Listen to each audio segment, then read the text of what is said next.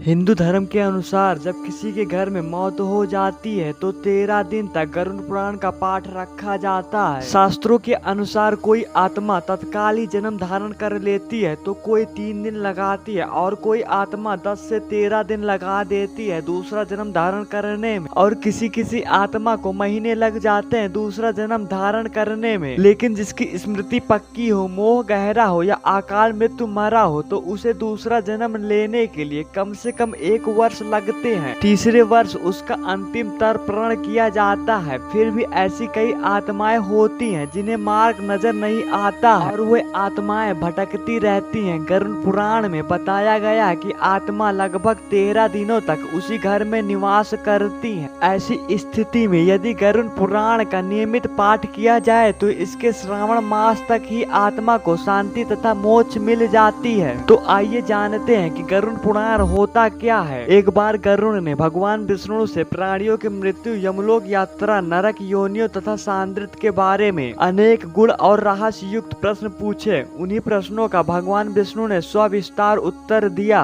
यह प्रश्न और उत्तर की श्रृंखला को ही गरुड़ पुराण कहते हैं। गरुड़ पुराण स्वर्ग और नरक, पाप और पुण्य के अलावा भी बहुत कुछ है। इस गरुड़ पुराण में ज्ञान, विज्ञान, नीति, नियम और धर्म की बातें हैं। गरुड़ पुराण में जहाँ एक और मौत का रहस्य है और वहीं दूसरी ओर जीवन का रहस्य भी छिपा हुआ है। गरुड़ पुराण से हमें कई तरह की शिक्षाएं मिलती हैं। गरुड़ पुराण में मृत्यु के पहले और मृत्यु के बाद की स्थिति के बारे में बताया गया है। यह पुराण भगवान विष्णु की भक्ति और उनके ज्ञान पर आधारित है। प्रत्येक व्यक्ति को यह पुराण पढ़ना चाहिए। गरुड़ पुराण हिंदू धर्म में प्रसिद्ध ग्रंथों में से एक है। 18 पुराणों में से इसे एक माना जाता है। गरुड़ पुराण हमारे जीवन को लेकर कई गुण और बातें बताई गए जिनके बारे में व्यक्ति को जरूर जानना चाहिए। अब बात आती कि गरुड़ पुराण को मृत्यु के बाद में ही क्यों सुना जाता है, तो मैं आपको कुछ पॉइंट के जरिए बताने वाला हूँ कि गरुड़ पुराण को मृत्यु के बाद में क्यों सुना जाता है। पॉइंट नंबर 1, गरुड़ पुराण में मृत्यु के पहले और मृत्यु के बाद की स्थिति के बारे में बताया गया है, इसलिए यह पुराण मृतक को सुनाया जाता है। 13 दिनों तक मृतक अपनों के बीच में ही रहता है। इस दौरान गरुड़ पुराण का पाठ रखना चाहिए। इससे वह स्वर्ग, नरक, गति, सादृद, अधोगति, दुर्गति आदि तरह की गतियों के बारे में जान लेता है। पॉइंट नंबर 3, आगे की यात्रा में उसे किन किन बातों का सामना करना पड़ेगा, कौन से लोक में उसका गमन हो सकता है, यह सभी गरुड़ पुराण में सुनाया जा सकता है। पॉइंट नंबर 4, जब मृतक के उपरांत घर में गरुड़ पुराण का पाठ होता है तो इस बहाने मृतक के परिजन यह जान लेते हैं कि बुराइयां क्या है और अच्छाइयां क्या है और सांद्रित किस तरह के कर्मों को करने से मिलती है, ताकि मृतक और उसके परिजनों दोनों ही यह भली भांति जान कि उच्च लोक की यात्रा करने के लिए कौन सा कर्म करना चाहिए। पॉइंट नंबर 5, गरुड़ पुराण हमें सत्कर्मों को करने के लिए प्रेरित करता है। सत्कर्म और सुमित से ही हमें सांद्रित और मुक्ति मिलती है। पॉइंट नंबर 7, गरुड़ पुराण में व्यक्तियों के कर्मों के आधार पर दंड स्वरूप मिलने वाले विभिन्न नरकों के बारे में बताया गया है। गरुड़ पुराण के अनुसार कौन सी चीज व्यक्ति को सांद्रित की ओर ले जाती है, इस बात का उत्तर भगवान विष्णु ने दिया है। पॉइंट नंबर 7, गरुड़ पुराण में हमारे जीवन को लेकर कई गुण बातें बताई गई हैं जिनके बारे में व्यक्ति को जरूर जानना चाहिए। आत्मा का विवेचना ही गरुड़ पुराण का मुख्य विषय है। पॉइंट नंबर 8, कहते हैं कि गरुड़ पुराण का पाठ सुनने से ही मृतक की आत्मा को शांति प्राप्त हो जाती है और उसे मुक्ति का मार्ग पता चल जाता है और वह अपने सारे संताप को भूलकर प्रभु मार्ग पर चलकर सांद्रित प्राप्त या तो परलोक चला जाता है या पुनः मनुष्य की योनि में जन्म लेता है। उसे प्रेत बनकर भटकना नहीं पड़ता। गरुड़ पुराण में 84 लाख नरक का वर्णन बताया गया है। इनमें से 16 नरक घोर नरक बताया गया है। दोस्तों, यह रही गरुड़ पुराण से जुड़ी कुछ बातें। उम्मीद करता हूँ कि आपको यह वीडियो जरूर पसंद आया होगा। अगर आपको यह वीडियो पसंद आया हो तो नीचे कमेंट करके अपनी बात जरूर बताएं। Thank you so much for watching my video.